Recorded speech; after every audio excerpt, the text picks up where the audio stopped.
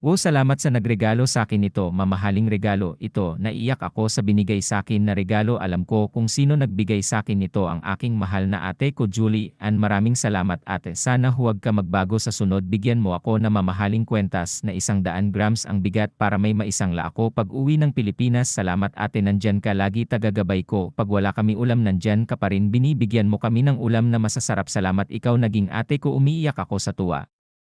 Dahil mabubuo na tayo mga F4, magsisimula ulit tayo nung wala pa tayo, nagbabakal boat pa lang tayo noon, pero ngayon mayaman ka na ate, ibuhos mo sa akin ang lahat ng kayamanan mo sa akin na lang dahil marami akong utang. I love you ate.